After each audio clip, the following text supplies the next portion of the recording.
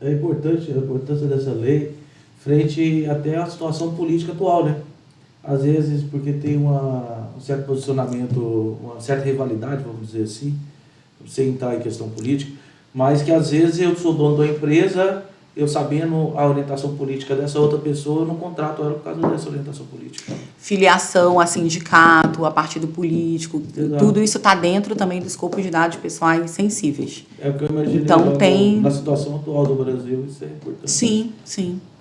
Na verdade, a lei, não aqui no Brasil, mas lá fora, ganhou destaque justamente com uma questão política, né? Que foi a questão da eleição nos Estados Unidos.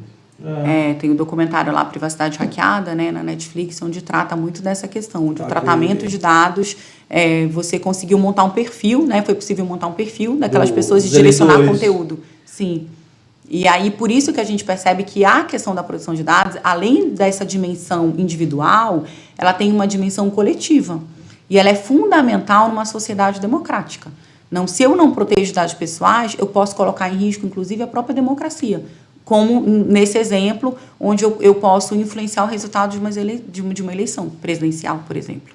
Né? Mas a gente fica pensando aqui, né, sobre essa situação. O próprio IBGE já fazia as pesquisas, né, sobre isso, para tentar demarcar como que seria a orientação das pessoas, porque tinha uma série de perguntas que eles faziam. Né?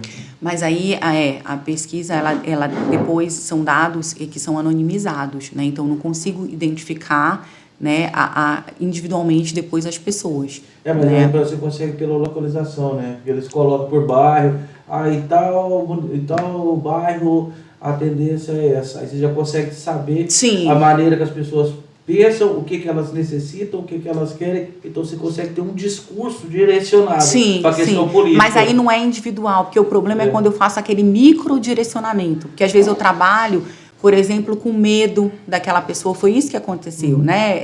É bem interessante esse documentário. No caso dos Estados Unidos foi individualizado? Foi microdireção. Então, por exemplo, aparecia lá, de repente as pessoas, eles trabalhavam, porque como eles tinham todos os dados das pessoas, eles sabiam exatamente, por exemplo, o maior medo daquela pessoa. Então, eles direcionavam o conteúdo para atingir emocionalmente aquela pessoa. Então, eles já geravam conteúdo online para... Sim, e trabalhando com a emoção, né? Então, esse é o ponto. Ou seja, as pessoas ficavam extremamente vulneráveis, né? E por isso que a gente diz que informação é poder, né? Então, por isso que quem detém muita informação sobre nós, consequentemente, terá o quê? Muito poder. Poderá nos manipular, poderá nos influenciar. E aí vem a própria questão da nossa autonomia. Por isso que a gente fala que a proteção dos dados garante a nossa liberdade.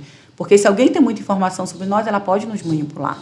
Né? Então, eu preciso saber, eu acho que um ponto muito importante que a gente ainda não colocou aqui é a questão da autodeterminação informativa. Então, eu preciso ter controle sobre o fluxo dos meus dados.